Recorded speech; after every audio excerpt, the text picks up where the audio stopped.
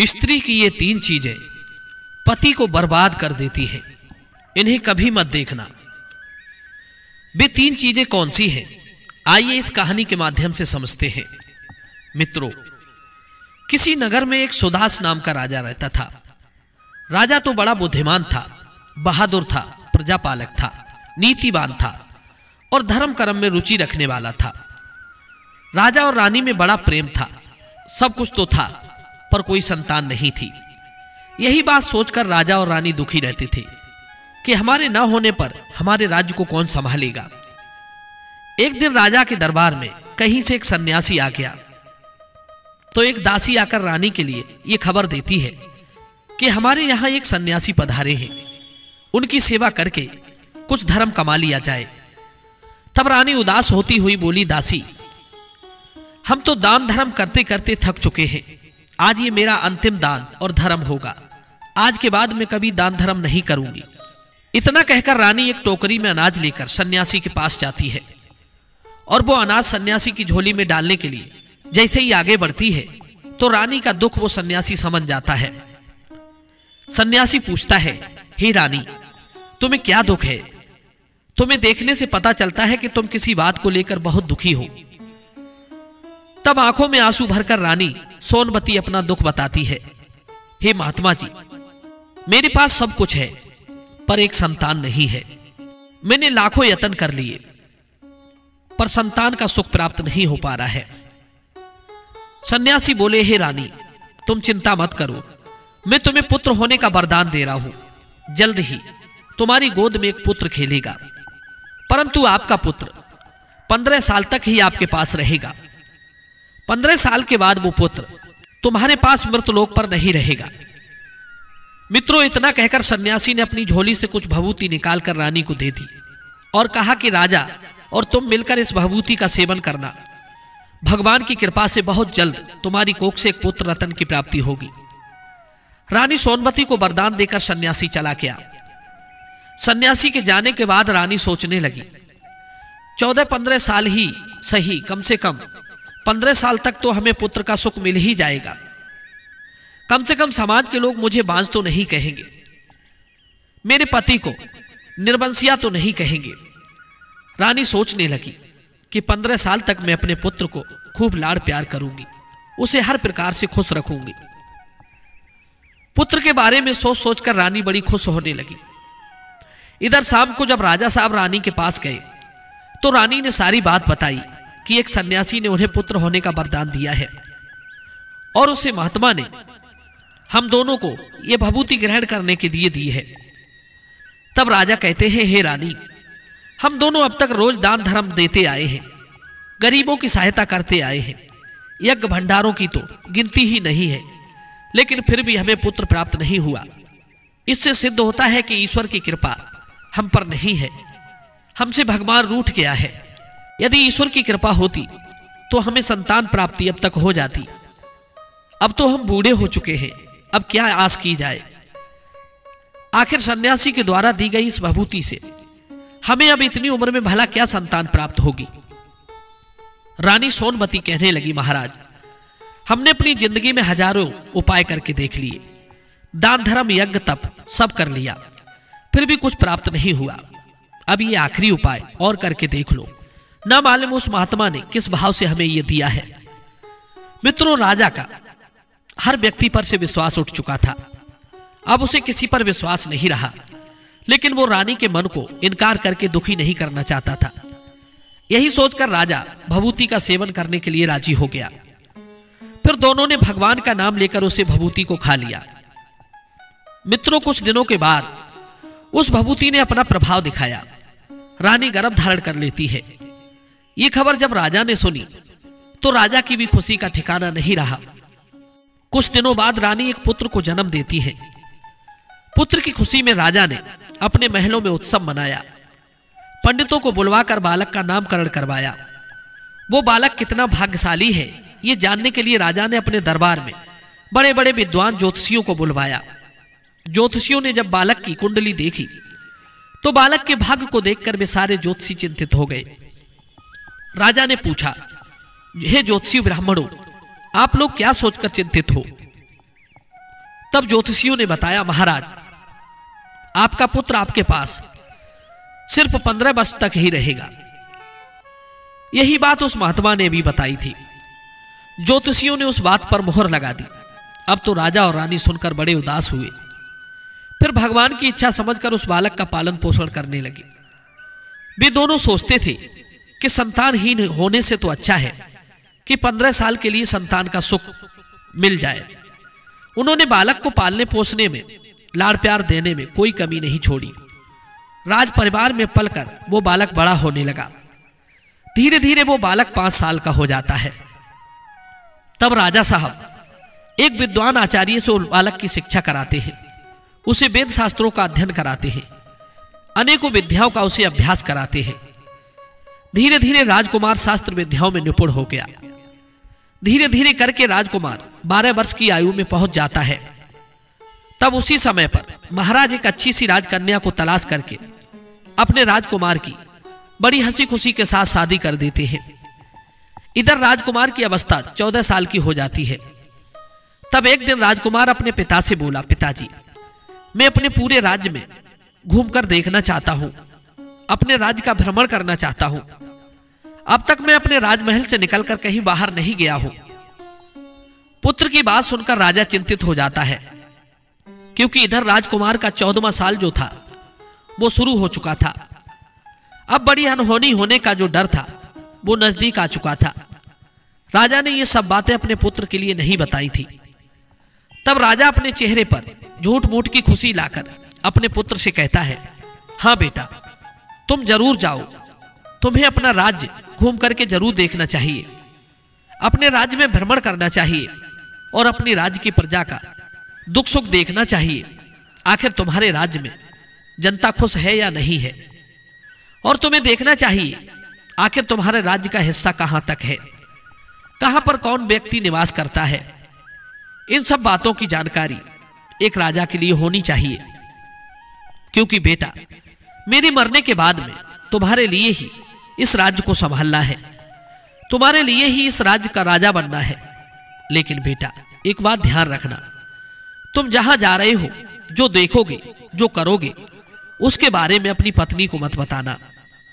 तब वो बेटा कहता है, ठीक है पिताजी, आप जैसा बताओगे मैं वैसा ही करूंगा।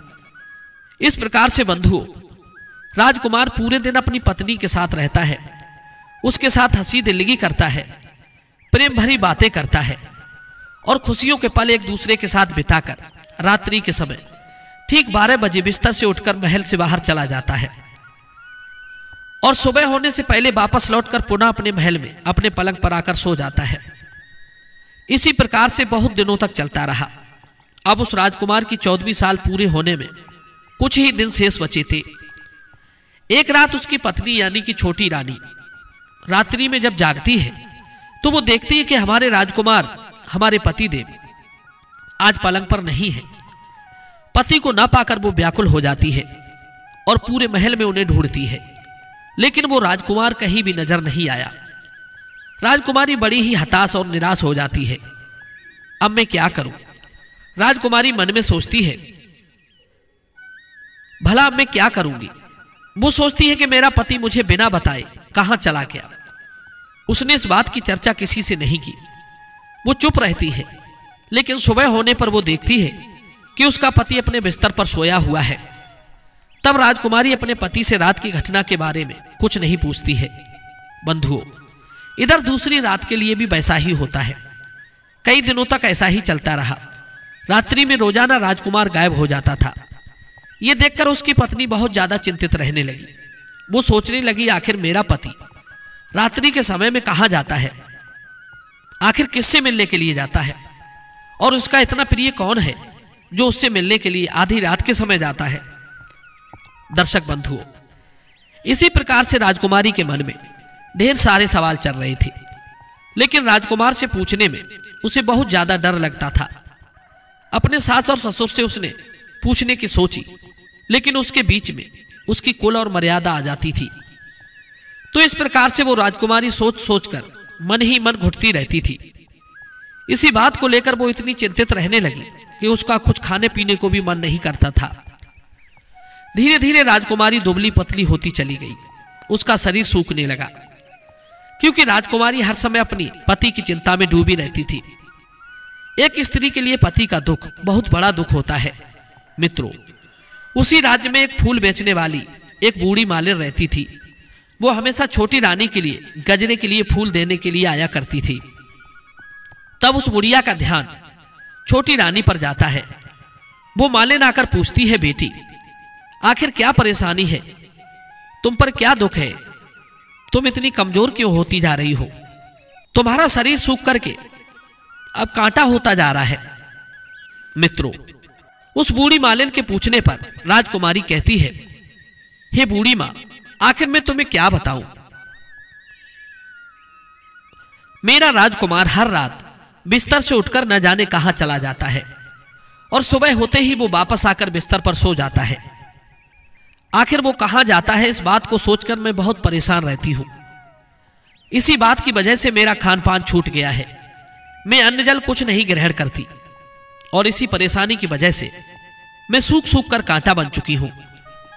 राजकुमारी की पूरी बात सुनने के बाद मालिन राजकुमारी को एक उपाय बताती है कि बेटी तुम ऐसा करना, आज पूरी रात भर तुम सोना मत, तुम रात भर जागती रहना, और जब राजकुमार कहीं को जाने लगे तो तुम राजकुमार के पीछे पीछे जाकर देखना कि वो कहां के लिए जाता है और किससे मिलता है और क्या करता है। आज रात्रि में जागकर तुम अच्छी तरह से अपने पति की पहरेदारी करना। तब राजकुमारी कहती है, हे बूढ़ी मां, यदि मुझे नींद आ गई तो फिर मैं क्या करूंगी। तब मालिन कहने लगी, हे राजकुमारी, तुम्हें नींद ना आए इसीलिए तुम ये काम करना, अपने सीधे हाथ की उंगली में एक जख्म बना लेना, उसमें थोड़ा सा नमक लगा लेना। उस नमक से तुम्हें बहुत पीड़ा होती रहेगी और उस पीड़ा की वजह से तुम्हें रात भर नींद नहीं आएगी। दर्शक बंधुओं, राजकुमारी बोली, ठीक है मां, मैं ऐसा ही करूंगी। मित्रों, उस रात राजकुमारी अपनी उंगली में जख्म बना लेती है और उसमें नमक लगा लेती है। उसकी उंगली में भयंकर पीड़ा होती है। पीड़ा की वजह से उसे रात भर नींद नहीं आती, लेकिन सुबह के समय जब पीड़ा शांत हो जाती है तो राजकुमारी फिर सो जाती है। दूसरे दिन फिर वो मालिन फूल लेकर राजकुमारी के महल में पहुंचती है और जाकर के पूछती है, बेटी क्या तुम अपने पति के लिए देख पाई, आखिर तुम्हारा पति कहां जाता है। तो राजकुमारी जवाब देती है, नहीं बूढ़ी मां, मैं पीड़ा की वजह से आधी रात तक तो जागती रही, पीड़ा शांत होने पर मैं सो गई, मुझे नहीं पता कि मेरा पति कहां चला गया। तब बूढ़ी मां कहती है, बेटी कोई बात नहीं, आज तुम अपनी उंगली पर पहले से थोड़ा जख्म ज्यादा बना लेना और ज्यादा से ज्यादा नमक लगाना। दर्शक बंधु, दूसरे दिन उसी तरह से राजकुमारी रात में जागने का प्रयास करती है। दूसरी रात भी वो अपने पति को ठीक से नहीं देख पाई। उसने अपने पति को दरवाजे तक तो जाते हुए देखा, उसके बाद उसकी आंखें बंद हो गई। वो अपने पति के पीछे नहीं जा सकी। अगले दिन वो मालिन के आगे रोने लगी, कहने लगी, हे मां, आज मैं अपने पति की चौकसी करने में फिर नाकाम रही। तब मालिन उसे धीरज बंधाती है कि बेटी तू दुखी मत हो, भगवान तेरी मदद अवश्य करेंगे। तुम आज रात्रि के लिए अपने हाथ में जख्म और बड़ा बना लेना और उस पर कल से भी ज्यादा नमक छिड़कना। जब तुम्हारा पति रात्रि के समय तुम्हारे पलंग से उठ करके महल से बाहर जाने लगे तो उसी समय पर अपने पति का रास्ता रोककर अपने पति से पूछना कि तुम कहां जा रहे हो। दर्शक बंधु, उस बूढ़ी मां ने जैसा बताया था राजकुमारी ने अगली रात वैसा ही किया। आज रात राजकुमारी के लिए बिल्कुल भी नींद नहीं आई। जब राजकुमार आधी रात के समय महल से बाहर निकलकर जाने लगा तो वो राजकुमारी दौड़कर उसका रास्ता रोक लेती है और पूछती है कि आप कहां जा रहे हो और आप रात्रि के समय किससे मिलने जाते हो। आखिर ऐसा क्या काम है जो रात्रि के समय तुम जाकर करते हो। आज तुम्हें यह बात मुझे बतानी ही होगी। राजकुमारी के बार बार पूछने पर राजकुमार कहता है, हे प्रिय, यदि यह रहस्य मैंने तुम्हें बता दिया तो मैं तुम्हें दोबारा देखने को नहीं मिल पाऊंगा। तब राजकुमारी कहने लगी, कोई बात नहीं, ना मिल पाए सही, लेकिन आप आधी रात के समय कहां जाते हो यह बात मुझे जरूर बताओ। राजकुमारी की बात को सुनकर के राजकुमार बिल्कुल मजबूर हो जाता है। इधर राजकुमार की 14वीं साल पूरी हो चुकी थी, 15वीं वर्ष लग गई थी राजकुमार मन में सोचने लगा, अब भगवान की कृपा से जो होने के लिए है वो हो जाने दो। यही सोचकर के वो कुछ अनाज के दाने मंत्रों से सिद्ध करने के बाद में अपनी पत्नी के हाथों में रखता है और कहता है, हे राजकुमारी, तुम इस अनाज के लिए दोनों हाथों की मुट्ठी में पकड़ लो। पहले सीधे हाथ के अनाज को तुम मेरे ऊपर फेंकना, फिर उसके बाद में तुम्हें पता चलेगा कि मैं कौन हूं। इसके बाद तुम अपने डेढ़ हाथ में, उसके बाद तुम अपने डेढ़े हाथ का अनाज मेरे ऊपर फेंक देना। तब मैं उसी समय जैसा था ठीक वैसा ही हो जाऊंगा। अगर तुम डेढ़े हाथ की मुट्ठी का अनाज मेरे ऊपर फेंकना भूल गई तो फिर मैं तुम्हें कभी नहीं मिल पाऊंगा। मित्रों, इसके बाद में राजकुमारी पहले अपनी सीधी मुट्ठी का अनाज उस राजकुमार के ऊपर फेंकती है, तो देखती क्या है कि वो राजकुमार एकदम से एक बहुत सुंदर सफेद घोड़ा बन जाता है और देखते ही देखते राजकुमार तेजी से दौड़ लगाने लगता है। इधर राजकुमारी उस घोड़े को ध्यान से देखने लगी और वो ये भूल जाती है कि राजकुमार ने मुझसे डेढ़े हाथ के अनाज को मेरे ऊपर फेंकने को कहा था। राजकुमारी उस घोड़े को देखने में लगी रहती है। तब तक वो घोड़ा राजमहल के चारों ओर चक्कर लगाने के बाद वहां से चला जाता है और उसकी आंखों के सामने से एकदम से गायब हो जाता है। जब घोड़ा महल से बाहर चला जाता है तो राजकुमारी उसके लौटने का इंतजार करती है, लेकिन राजकुमार घोड़ा बनकर चला गया, वो लौटकर नहीं आया। अब राजकुमारी को अपनी करनी पर बड़ा पछतावा होता है। राजकुमारी स्वयं के लिए कोसने लगती है, स्वयं के लिए भला बुरा कहती है, लेकिन अब उस बात का कोई लाभ नहीं था, क्योंकि राजकुमार भी अब वापस लौटकर आने वाला नहीं था। बंधुओं, इधर सुबह होते ही राजा और रानी के लिए राजकुमारी ये घटना बताती है। सुनकर उन्हें इस बात पर बड़ा ज्यादा दुख होता है। वे बहुत अधिक पश्चाताप करते हैं। राजा साहब समझ चुके थे कि हमें जिस बात का डर था वो अनहोनी घटना घट गई और अब तो राजा बेचारे चाहकर भी कुछ नहीं कर सकते थे। राजा साहब बड़े दुखी होकर अपने बिस्तर को पकड़ लेते हैं और राह देखते रहते हैं कि शायद किसी दिन हमारा राजकुमार लौटकर हमारे राजमहल के लिए वापस आ जाए। इंतजार करते करते 3 माह का समय बीत गया, लेकिन राजकुमार लौटकर नहीं आया। इसी तरह पूरी साल बीत गई, लेकिन राजकुमार नहीं लौटा। उस राजकुमार का कोई अता पता भी नहीं लग रहा था कि आखिर वो कहां है। राजा ने अपने सिपाहियों को भेजकर पूरे राज्य के नगर में और गांवों को छनवा लिया, परंतु कहीं भी राजकुमार का कोई पता नहीं चला। इधर राजकुमारी मन ही मन बड़ी दुखी होती है कि उसकी व्यर्थ की जिद के कारण उसका पति गायब हो गया। राजकुमारी अपने मन में यह प्रण कर लेती है कि वो कुछ न कुछ करके अपने पति को पाकर ही रहेगी और एक दिन उसे घर वापस लेकर के जरूर आएगी। राजकुमारी सुबह उठकर अपने सास ससुर के पास में जाती है और अपने सास ससुर राजा और रानी से कहती है कि मैं अपने पति की खोज करने के लिए राज्य से बाहर जा रही हूं, मुझे आज्ञा दे दो। राजा और रानी भी यही चाहते थे कि उनका बेटा मिल जाए। यही सोचकर उन्होंने अपनी पुत्र वधू को जाने की आज्ञा दे दी और कहा, पुत्री, तुम जो चाहो सो करो, तुम्हें जहां जाना है वहां जाओ, लेकिन हमारे पुत्र को वापस लेकर जरूर लौटना। हमारा आशीर्वाद तुम्हारे साथ है। मित्रों, उसके बाद में राजकुमारी एक साधारण स्त्री का भेष बनाती है और अपने कुछ नौकर चाकरों को, दास दासियों को साथ लेकर कुछ जरूरी खाने पीने का सामान रखकर अपने पति को खोजने के लिए निकल पड़ती है। राजकुमारी ने राज्य की सीमा पर जाकर खाने पीने का एक भोजनालय खोल लिया।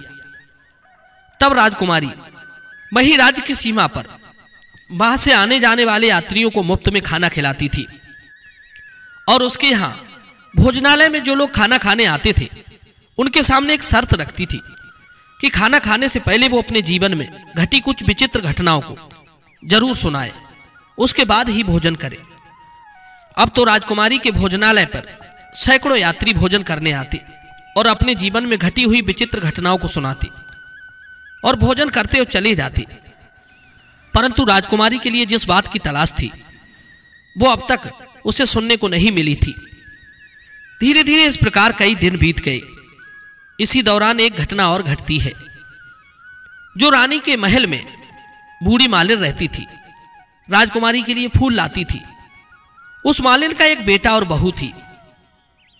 उनका एक छोटा सा बच्चा था। उन बूढ़ी माँ का बेटा और बहू सुबह काम के लिए कहीं चले जाते थे तो वे अपने बेटे को संभालने के लिए ये जिम्मेदारी अपनी माँ को सौंप जाते थे, क्योंकि वो बूढ़ी माँ घर पर अकेली रहती थी। उसके बहू बेटा तो काम पर चले जाते थे और रोजाना वो बूढ़ी माँ अपने पोते को खिलाया करती थी। मित्रों, वो बूढ़ी माँ पान खाया करती थी। एक दिन बूढ़ी माँ ने अपने थैले में हाथ डालकर देखा तो उसने देखा कि उसके थैले में पान नहीं है। बूढ़ी माँ को पान खाने की बहुत तलब लगने लगी। बूढ़ी माँ ने सोचा, अगर मैं पान नहीं खाऊंगी तो मेरा दिन कैसे कटेगा। बुढ़िया से जब रहा नहीं गया पान खाए बिना, तो उसने सोचा कि चलो अभी तो मेरा पोता खेल रहा है, मैं पड़ोस में जाकर किसी दुकान से पान ले आती हूं। यही सोचकर के वो बूढ़ी माँ पड़ोस की दुकान पर पान लेने चली गई। जब बूढ़ी माँ पान लेने के लिए गई थी तो पान लेकर के लौटते उसे देर हो गई। तब तक इधर बूढ़ी माँ की बहू और बेटा शाम होने पर घर वापस आ चुके थे। तो उन्होंने देखा कि उनका बच्चा घर पर अकेला है और वो रो रहा है। अपने बच्चे को अकेला देखकर बेटा और बहू एकदम गुस्से में आकर लाल पीले हो गए और बूढ़ी माई के लिए मन ही मन भला बुरा कहने लगे। दर्शक बंधुओं, तब तक वो बूढ़ी माँ पड़ोस की दुकान से पान लेकर घर पर आ गई। तब बूढ़ी माई के बेटे ने पूछा, माँ आखिर तुम हमारे बच्चे को छोड़कर कहाँ गई थी। तब बूढ़ी माँ कहने लगी, बेटा मैं पड़ोस की दुकान पर पान लेने गई थी। इस पर बूढ़ी माँ का लड़का क्रोध में आकर कहने लगा, हे माँ, आज के बाद तुम हमारे बेटे को घर पर अकेला छोड़कर नहीं जाओगी। तब बूढ़ी माँ कहती है, ठीक है बेटा, आज के बाद मैं इसे छोड़कर नहीं जाऊंगी। दर्शक बंधुओं, दूसरे दिन के लिए वो बूढ़ी माँ उस बात को भूल जाती है और फिर से पड़ोस की दुकान पर पान लेने चली जाती है। पहले दिन की तरह उसके बहू बेटा जब काम करके वापस लौटे तो घर पर आकर देखते हैं कि फिर से उनका बच्चा घर पर अकेला खेल रहा है और रो रहा है। अब तो यह दृश्य देखकर बुढ़िया के बेटे की क्रोध की सीमा ना रही। इधर से बुढ़िया घर पर लौट कर आई तो उसके लड़के ने उसे डांट फटकार कर घर से बाहर निकाल दिया और घर का द्वार बंद कर लिया। बुढ़िया रात में घर के बाहर बैठी अकेली रोती रही। जब उनके बहू और बेटे ने दरवाजा नहीं खोला तो बुढ़िया रात के अंधेरे में वहां से आगे को जाने लगी। अंधेरा होने की वजह से रास्ता दिखाई नहीं पड़ रहा था। वो धीरे धीरे जंगल की ओर बढ़ती चली जा रही थी। तभी उसने देखा कि एक कपिला गाय छम छम करती हुई सामने से आ रही है। गाय को देखकर बुढ़िया ने सोचा, अगर मैं इस गाय के पीछे पीछे जाऊंगी तो ये गाय मुझे किसी गांव में पहुंचा देगी। यही सोचकर के वो बूढ़ी माँ उस गाय के पीछे पीछे चलने लगी। गाय धीरे धीरे आगे को बढ़ती जा रही थी। कुछ दूर आगे जाने पर गाय एक बड़े से पत्थर के पास में जाकर रुक जाती है। वो उस पत्थर को अपने सींग से हटाती है। पत्थर के उस स्थान से हटते ही वहां पर एक पाताल में जाने का रास्ता खुलता था। वो गाय उस रास्ते से जमीन के अंदर जाने लगती है। बूढ़ी माँ यह दृश्य अपनी आंखों से देख रही थी। बूढ़ी माँ ने पीछे से उस गाय की पूंछ पकड़ ली। बूढ़ी माँ भी उस गाय के साथ चलने लगी। पाताल लोक में पहुंचते ही उस बूढ़ी माँ ने गाय की पूंछ तो छोड़ दी और वो इधर उधर देखने लगी।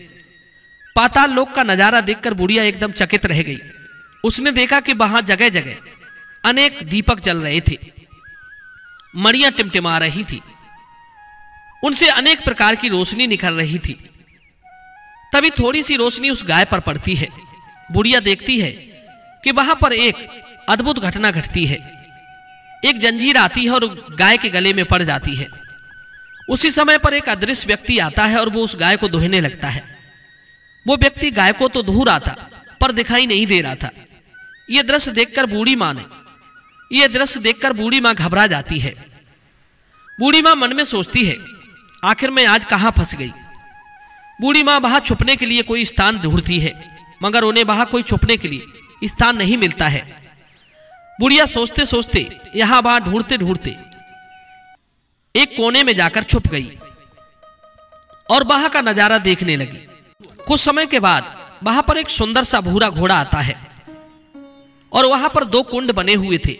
उनमें से एक कुंड में घोड़ा कूद पड़ता है।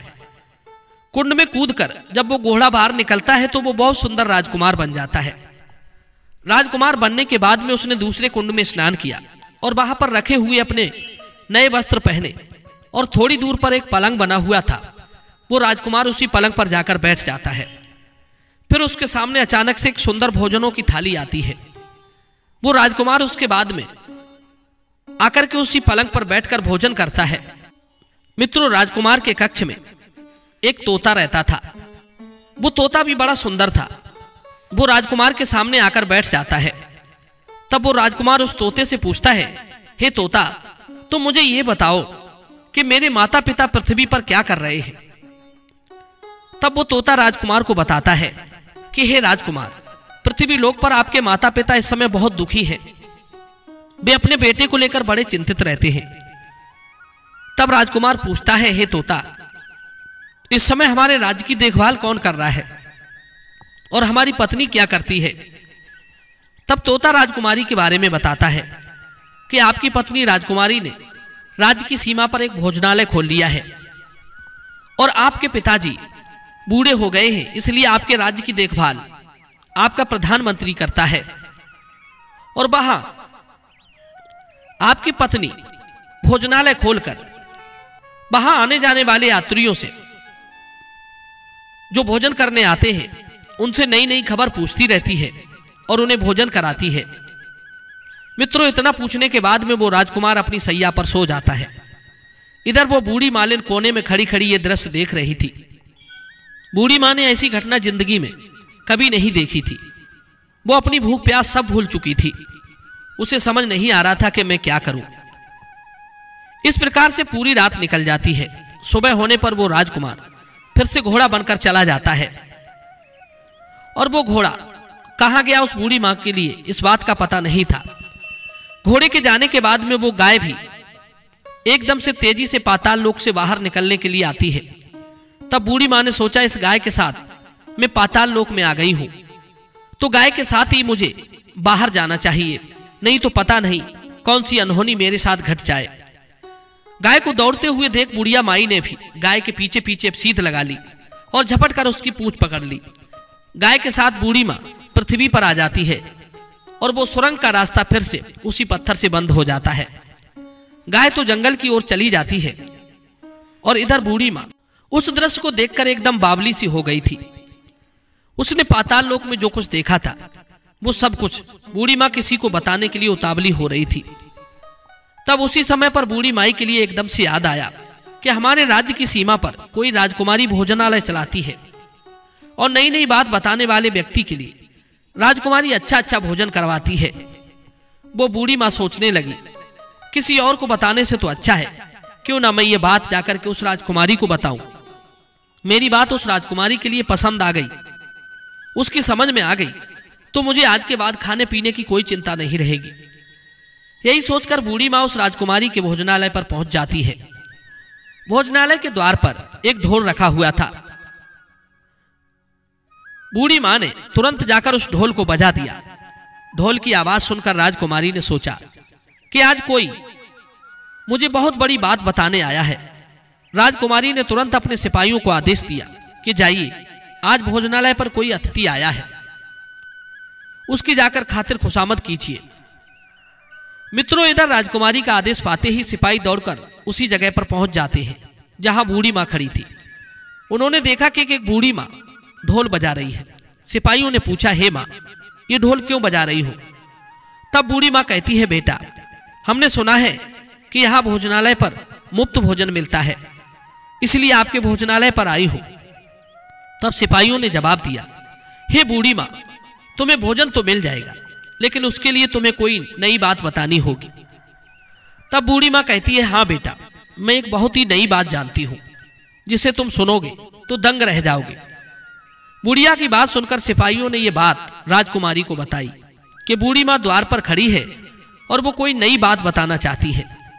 राजकुमारी ने सिपाहियों को आदेश दिया कि जो बुढ़िया यहां पर आई है उसके साथ अच्छा व्यवहार करना, उसकी खूब आदर सत्कार करना। मित्रों, राजकुमारी का आदेश पाते ही सिपाही लोग उस बूढ़ी मां की सेवा में जुट जाते हैं। सुंदर सुंदर पकवानों से भरी हुई थाली उसके आगे रख देते हैं। बूढ़ी माँ कई दिनों से भूखी थी। आज उसने स्वादिष्ट भोजन देखा तो वो खाने लगी और खूब पेट भर के भोजन किया। भोजन करने के बाद सिपाही उस बूढ़ी माँ को राजकुमारी के पास ले जाते हैं। राजकुमारी ने उस बूढ़ी माँ को देखते ही पहचान लिया। राजकुमारी को देखकर बूढ़ी माँ को भी आश्चर्य हुआ कि पुत्री तुम यहाँ कैसे? उसके बाद राजकुमारी पूछती है कि हे माँ, तुम मुझे कौन सी नई बात बताना चाहती थी, वो मुझे बताओ। मित्रों, पहले तो बूढ़ी माँ राजकुमारी को वो बात बताना नहीं चाहती थी, लेकिन राजकुमारी ने बार बार आग्रह किया कि हे माँ, यदि तुमने कोई ऐसी बात देखी है तो मुझे जरूर बताओ। मैं तुम्हारी जीवन भर सेवा करूंगी। तुम्हें अपने राजमहल में ले जा करके रानी माता की तरह रखूंगी। मित्रों, राजकुमारी के मुख से यह बात सुनकर बूढ़ी माँ बहुत प्रसन्न होती है और उन्होंने पाताल लोक में जो कुछ भी देखा था वो सब राजकुमारी को बता दिया। बूढ़ी माँ की बात सुनकर राजकुमारी को विश्वास हो गया कि बूढ़ी माँ ने जो कुछ भी देखा है वही मेरा पति है। तब राजकुमारी बूढ़ी माँ से कहती है कि हे माँ, आपने जो कुछ जहां देखा है कृपया मुझे भी वहीं ले चलिए।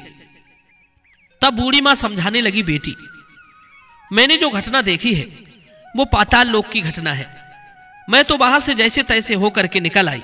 अगर तुम वहां जाओगी तो तुम्हारी जान खतरे में पड़ जाएगी। राजकुमारी ने बूढ़ी माँ की एक भी बात नहीं सुनी। वो बार बार वहां जाने का हठ करने लगी। आखिर में राजकुमारी का कहना बूढ़ी माँ मान लेती है और कहने लगी, ठीक है बेटा, तुम नहीं मानती हो तो आज मैं तुम्हें वहां लेकर के चलती हूं। पर बेटी, आज नहीं, कल मैं तुम्हें वहां लेकर जरूर चलूंगी। मैं बहुत थक चुकी हूं। मित्रों, अगला दिन होता है और शाम होती है तो अगले दिन राजकुमारी उस बूढ़ी माँ के साथ में उसी जगह पर पहुंची जहां एक पत्थर रखा हुआ था। थोड़ी देर में वो गाय आती है और गाय अपने सींग से उस पत्थर को हटाती है। मित्रों, पत्थर हटते ही पाताल लोक का रास्ता खुल गया। गाय उस रास्ते से पाताल के अंदर जाने लगी। बूढ़ी माँ के कहने पर राजकुमारी ने उस गाय की पूंछ पकड़ ली और गाय की पूंछ पकड़कर वो पाताल में चली गई। बूढ़ी माँ पिछली बार की तरह एक कोने में छुपकर खड़ी हो जाती है और दोनों उसी कोने से पाताल का नजारा देखने लगती है। पाताल लोक में सब कुछ पहले की तरह घटित हो रहा था। थोड़ी देर में एक सफेद घोड़ा आता है और वो उस कुंड में छलांग लगाता है। घोड़े से वो राजकुमार बन जाता है। फिर दूसरे कुंड में स्नान करके सुंदर वस्त्र पहनता है और अपनी सैया पर जाकर बैठ जाता है। राजकुमार सोने से पहले सूर्य देवता का आह्वान करता था। आज भी उसने सूर्य देवता का आह्वान किया। उसके बाद राजकुमार उस तोते से बात करने लगता है। तोते से पूछता है, हे तोता, पृथ्वी पर मेरे माता पिता क्या कर रहे हैं? आज तो वो तोता राजकुमार को कोई बात नहीं बताता है। जैसे जैसे राजकुमार तोता से पूछता है, तोता अपना सिर झुका लेता है। जब तोता कुछ नहीं बताता है तो राजकुमार को संदेह होने लगता है कि जरूर वहां कुछ ठीक नहीं हो रहा है। मित्रों, उसी समय पर राजकुमार के लिए संदेह होने लगा। राजकुमार ने तोते से बात करना बंद कर दिया और अपने बिस्तर पर सो गया। इधर बूढ़ी माँ और राजकुमारी ये दृश्य देख रही थी। राजकुमारी का संयम छूटता जा रहा था। वो एकदम से भागकर अपने पति के पास पहुंची, जो कि राजकुमार के रूप में उस पलंग पर लेटा हुआ था। राजकुमारी अपने पति के पैर पकड़ने के लिए आगे बढ़ती है तो राजकुमार अपनी पत्नी को देखकर पहचान लेता है। वो एकदम से पीछे हट गया और चिल्लाने लगा, नहीं राजकुमारी, तुम मुझे मत छूना वरना सर्वनाश हो जाएगा। तभी उसी समय पर राजकुमारी अपने दोनों हाथों को जोड़ करके राजकुमार से अपनी भूल पर, अपनी करनी पर पश्चाताप करती है, क्षमा मांगती है। राजकुमारी कहने लगी, हे स्वामी, मुझसे बड़ी भूल हो गई थी। मुझे उस समय आपसे वो बात नहीं पूछनी चाहिए थी कि आप रात में कहाँ जाते हैं। इसलिए हे प्यारे, आज मैं अपनी गलती पर पछता रही हूं और अपनी भूल स्वीकार करती हूं। राजकुमार, मुझे मेरी भूल की सजा मिल चुकी है। अब कृपया करके आप मेरे साथ घर चलिए। आपकी चिंता करते करते आपके माता पिता ने अन्न जल भी ग्रहण करना छोड़ दिया है। उनका शरीर सूखकर कांटा हो चुका है। आपके बिना आपकी प्रजा भी बहुत दुखी रहती है। तुम्हारे बिना राजकुमार, सारे नगर के लोग बड़े परेशान रहते हैं। आपके बिना आपकी प्रजा खुशहाल नहीं है। वो बहुत अधिक दुख भोग रही है। तब राजकुमार कहने लगा, तुम बहुत बड़ी गलती कर बैठी हो, अब दोबारा गलती मत करना, नहीं तो जो कि मैं तुम्हें दिखाई दे रहा हूं फिर मैं कभी तुम्हें दिखाई भी नहीं दूंगा। राजकुमार की बात सुनकर राजकुमारी जोर जोर से रोने लगती है। थोड़ी देर बाद राजकुमार के मन में कुछ दया आती है। राजकुमार कहता है, हे प्रिय, यदि तुम मुझे वापस पाना चाहती हो तो तुम्हें एक काम करना होगा, और ये काम बड़ा कठिन है। इस काम को तुम्हें अकेले ही करना पड़ेगा। रानी ने जवाब दिया, कहिए स्वामी, चाहे तुम्हारे लिए कितना भी कठिन काम हो, मैं वो काम अवश्य करूंगी। मित्रों, इसके बाद में राजकुमार ने उसे बताया कि हे राजकुमारी, इस पाताल से ऊपर जाते ही तुम्हें एक बहुत बड़ा घना जंगल नजर आएगा, और ऐसे 6 जंगल पार करके 7वां जंगल जब मिलेगा, उस जंगल में वो जंगल सबसे ज्यादा घना होगा। उस जंगल के बीचों बीच में एक पीपल का वृक्ष है। उसके आसपास की जगह के तुम पत्ते झाड़ियों को काटकर फेंक देना और उस जगह को साफ सुथरा कर देना। उस वृक्ष के पास में अनेकों प्रकार के प्राणियों की सभा लगती है। शेर, चीता, भालू, बंदर, अनेकों पशु पक्षी वहां पर रहते हैं। उन समस्त जानवरों को वहां से भगाकर तुम उस जगह को साफ कर देना, उसको गोबर से लीप पोत देना और गंगा जल से पवित्र कर देना। फिर तुम वहां पर बहुत सुंदर रंगोली बनाना, फिर उस जगह पर बैठकर पूजा पाठ करना। फिर उसके बाद में उस वृक्ष की भी पूजा करना। यह काम तुम्हें दोपहर से पहले करना है। दोपहर से पहले ही तुम्हें उस जगह पर बैठकर सूर्य नारायण का आह्वान करना है, उनका जप करना है। दोपहर से पहले उस स्थान पर सूर्य देवता उतरेंगे। तब भगवान सूर्य देव उस जगह के लिए देखकर प्रसन्न हो जाएंगे और कहेंगे कि जिस किसी ने भी ये सब किया है, उस व्यक्ति को मैं मनचाहा वरदान दूंगा। तो तुम सूर्य देवता से उनके रथ का दाहिना घोड़ा मांग लेना, और सूर्य देव जब हां कह दे, उसके बाद मैं तुम्हें मिल जाऊंगा। दर्शक बंधु, इतनी बात कहने के बाद में राजकुमार अपने ही पलंग पर सो गया, और इधर रानी भोर होने की राह देखने लगी। भोर होते ही वो बुढ़िया के साथ में गाय की पूंछ पकड़कर पाताल लोक से बाहर आ गई। ऊपर आने के बाद में राजकुमारी बूढ़ी माई से कहने लगी, अम्मा, अब मैं यहां से अकेले ही आगे के लिए जाऊंगी।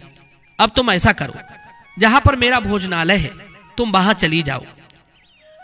मित्रों, इधर राजकुमारी आगे के लिए चल देती है और कई जंगलों को पार करती हुई वो 7वें जंगल में पहुंच जाती है जो राजकुमार ने बताया था। और किसी तरह से राजकुमारी वहां पर रहने वाले शेर, चीता, भालू, बंदरों को वहां से भगाकर उस जगह की लिपाई पुताई करती है, उसे साफ सुथरा बनाती है, और जगह को साफ सुथरा करने के बाद राजकुमारी चली जाती है। दूसरे दिन वो दोपहर होने से पहले फिर उस जगह पर पहुंच जाती है, और वहां पर जाकर उसने गंगा जल को छिड़ककर उस जगह के लिए पवित्र किया। उसके बाद में राजकुमारी सूर्य देव का ध्यान करने के लिए बैठ जाती है।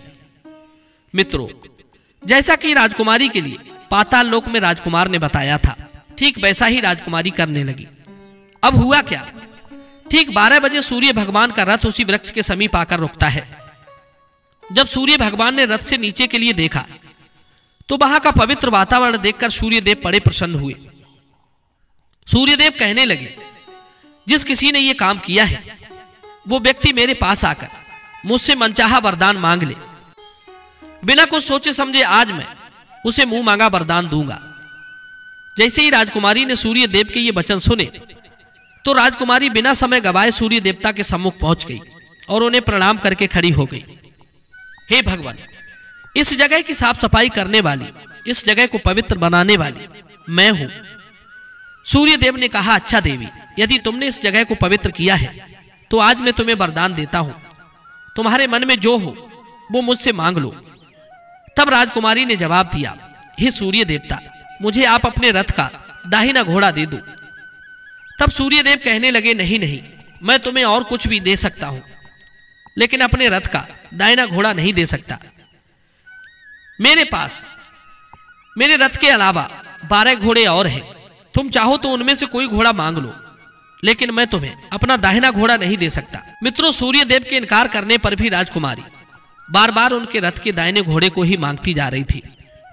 कहने लगी, हे देव, यदि आपने अपने रथ का दाहिना घोड़ा नहीं दिया तो मैं अपने प्राण त्याग दूंगी। राजकुमारी की बात सुनकर सूर्य देवता बड़े मजबूर हो जाते हैं, क्योंकि सूर्य देव ने राजकुमारी के लिए वचन दिया था। आज उन्हें अपने वचन की लाज रखनी थी। सूर्य देव राजकुमारी के द्वारा दिए गए उस वचन से पलट नहीं सकते थे। सूर्य देव ने जवाब दिया, ठीक है, जाओ, मैंने तुम्हें अपना दाहिना घोड़ा दिया, लेकिन वो घोड़ा तुम्हें यहां पर नहीं, पाताल लोक में मिलेगा, वहां से जाकर ले आना। राजकुमारी कहने लगी, सूर्य देव, पाताल लोक तो क्या है, वो अपने घोड़े को पाने के लिए कहीं भी जा सकती है। राजकुमारी को वरदान देकर सूर्य देवता अंतर्धान हो गए। इधर राजकुमारी अपने भोजनालय पर लौट आई और शाम को बूढ़ी मां को लेकर उस पत्थर के पास पहुंच जाती है। जैसे ही शाम होती है, वहां पर वो कपिला गाय आती है। उसने अपने सींग को मारकर सुरंग का वो पत्थर हटा दिया। जैसे ही गाय उसके अंदर जाने को हुई तो राजकुमारी ने उस गाय की पूंछ पकड़ ली। राजकुमारी और वो बूढ़ी मां पाताल लोक में पहुंच गए। फिर से उनके सामने उसी तरह की घटना होती है। घोड़ा आया और कुंड में स्नान करने के बाद वो राजकुमार बन जाता है और अपने पलंग पर जाकर बैठ जाता है। उसके खाने के लिए भोजन का थाल आता है। भोजन करने के बाद राजकुमार ने फिर से उस तोते से सवाल किया कि धरती पर उसके माता पिता कैसे हैं। तो तोते ने बताया, राजकुमार, आपके माता पिता आपकी चिंता में बिल्कुल मरने की स्थिति में हैं। राजकुमार की आंखों में यह सुनकर आंसू आ जाते हैं। उसके बाद उसने पूछा कि हे तोता, मेरे राज्य को कौन चला रहा है? तोते ने बताया कि आपके राज्य को आपका प्रधानमंत्री चला रहा है और धीरे धीरे वो तुम्हारे राज्य का माल खजाना सब हड़प कर चुका है। वो प्रजा पर बड़ा जुल्म ढाता है, बहुत अत्याचार करता है। इस प्रकार तोता के मुख से इस बात को सुनकर के राजकुमार को बड़ा क्रोध आता है। अब राजकुमार पूछने लगा, हे तोता, आखिर अब मेरी पत्नी क्या कर रही है? इतना सब सुनने के बाद में तोता अब कुछ नहीं कहता है, वो बिल्कुल चुप हो जाता है। अब रानी का संयम जवाब देने लगा। वो दौड़ करके अपने पति के सम्मुख आ पहुंची। तब उसी समय पर राजकुमार रानी से कहने लगा, हे राजकुमारी, अब मैं तुम्हें प्राप्त हो चुका हूं। तुमने अपने तप और भक्ति से मुझे जीत लिया है। तब राजकुमारी ने जवाब दिया, हे स्वामी, क्या अब आप फिर से घोड़ा तो नहीं बनोगे? राजकुमार ने जवाब दिया, नहीं रानी, तुमने मुझे सूर्य देवता से मांगा है, इसलिए मैं तुम्हारा हूं। अब मैं दोबारा घोड़ा कभी नहीं बनूंगा। तब राजकुमारी से उस राजकुमार ने कहा, हे राजकुमारी, तुमने मुझे प्राप्त करने के लिए इतनी सारी मुसीबतें उठाई, इतने सारे कष्ट उठाए हैं। सूर्य देव ने मुझे सदा के लिए उस जन्म से मुक्त कर दिया है। राजकुमार ने बड़े ही प्यार से राजकुमारी के लिए गले लगाया और अपने वस्त्रों से उसके आंसू पोंछे। रात बिताने के बाद में जब सवेरा होता है तो वो गाय पृथ्वी लोक पर आने लगती है। वो राजकुमार अपनी पत्नी को लेकर उस बूढ़ी मां के साथ गाय की पूंछ पकड़कर पृथ्वी पर आ जाता है। ऊपर आने पर बूढ़ी मां और राजकुमार सीधे भोजनालय पहुंचते हैं। उन्होंने जाकर वहां का सब सामान लोगों में बांट दिया और अपने भोजनालय पर ताला लगाकर अपने राज्य के लिए लौट गए। घर आकर देखा कि वो प्रधानमंत्री राजकुमार को देखकर घबरा जाता है। दरअसल प्रधानमंत्री यह समझता था कि राजा का कोई बेटा तो है नहीं, इसलिए राजा भी बहुत बूढ़ा हो चुका है। अब तो राज्य उसी का है। अब तो राजकुमार ने उस प्रधानमंत्री के लिए बंदी बनाकर कैद खाने में डाल दिया और पहले की तरह अपना राज सिंहासन सब कुछ अपने हाथ में ले लिया। उसके बाद राजकुमार अपने बूढ़े माता पिता से मिलने जाता है। तब राजकुमार जाकर देखता है कि उसके माता पिता उसके वियोग में बिल्कुल सूख कर कांटा हो चुके हैं। अपने बेटा को आया हुआ देखकर राजा और रानी की आंखों में आंसू बहने लगते हैं। वे दोनों अपनी बढ़ती उम्र के कारण बेटा की राह देखते देखते बूढ़े हो चुके थे। उनके शरीर में किसी प्रकार की कोई ताकत नहीं बची थी। अपने पुत्र को जैसे ही उन दोनों ने देखा तो एकदम से गले लगा लिया। बड़े प्यार के साथ अपने बेटे को सहलाने लगी। अपने बेटा को प्राप्त करने के बाद में राजा और रानी के शरीर में एकदम जान आ जाती है। कुछ दिनों में ही वो बिस्तर से उठकर बैठने लगे। राजकुमार के लौटने की खबर पूरे राज्य में फैल गई। मित्रों, अब तो उस राज्य की प्रजा बड़ी खुशी हुई। राजकुमार रथ पर बैठकर अपनी पूरी प्रजा को दर्शन देता है और वचन देता है कि अब तुम पर कोई जुल्म नहीं करेगा। मेरे पिता के असमर्थ होने पर धूत मंत्री अपनी मनमर्जी करने लगा था। उन्हें मैंने बंदी गृह में डाल दिया है, अब आप पर कोई अत्याचार नहीं करेगा। दोस्तों, इस तरह से राजा सुदास और रानी सोनवती अपने पुत्र को राजा बनाने के बाद ईश्वर की भक्ति करने के लिए जंगल को चले जाते हैं और इधर राजकुमार अपनी प्रिया के साथ हंसी खुशी से अपना राज कार्य करने लगता है। कहानी का तात्पर्य यह है, अगर किसी स्त्री की पति भक्ति सच्ची है तो वो विधाता के लेख को भी बदल सकती है। पतिव्रताओं ने तो ब्रह्मांड के सबसे बड़े देवताओं को भी अपने बस में कर लिया था। ये कितनी बड़ी बात थी। मित्रों, राजकुमार अपनी पत्नी राजकुमारी को समझाता है, हे प्रिय, स्त्रियों में यह सबसे बड़ी कमी होती है कि वे जिस काम की जिद कर जाएं तो फिर वे उसे करवाकर ही मानती है, चाहे उसके लिए उन्हें कितनी ही बड़ी कीमत चुकानी क्यों ना पड़े। यदि तुम जिद ना करती तो मैं तुमसे अलग नहीं होता। नारियों के गुणों की बात करें तो गुण तो उनके अंदर बहुत होते हैं जिन्हें वर्णन कर पाना बड़ा मुश्किल है, मगर कुछ दोषों की बात करें तो नारियों के लिए 3 दोष सर्वनाश करवा देते हैं। पहला दोष होता है व्यर्थ की हट, दूसरा दोष होता है झूठा रोना और तीसरा दोष होता है कटु वाणी। देवी द्रौपदी के हट ने महाभारत करवा दिया था। शूर्पणखा के झूठे रोने ने रावण का वंश मिटवा दिया और स्त्रियों की कर्कश वाणी ने न जाने कितने घरों को जड़वा दिया। नारी की वाणी में अमृत भी होता है और विष भी होता है। यह उसके ऊपर है कि वो किसे अमृत पिलाती है और किसे विष। लेकिन नारी के त्याग, प्रेम और तपस्या की बात करें तो उसकी कोई सीमा नहीं है। पति के प्राण बचाने के लिए यमलोक तक भी नारी पहुंच जाती है। और दोषों की बात करें तो अपनी पति की मृत्यु का कारण भी स्वयं बन जाती है। मित्रों, ये कहानी कैसी लगी अपने कमेंट सेक्शन में अपनी राय जरूर देना। मिलते हैं आपसे अगली वीडियो में एक और चर्चा के साथ। आप सभी का बहुत बहुत धन्यवाद। जय श्री कृष्णा।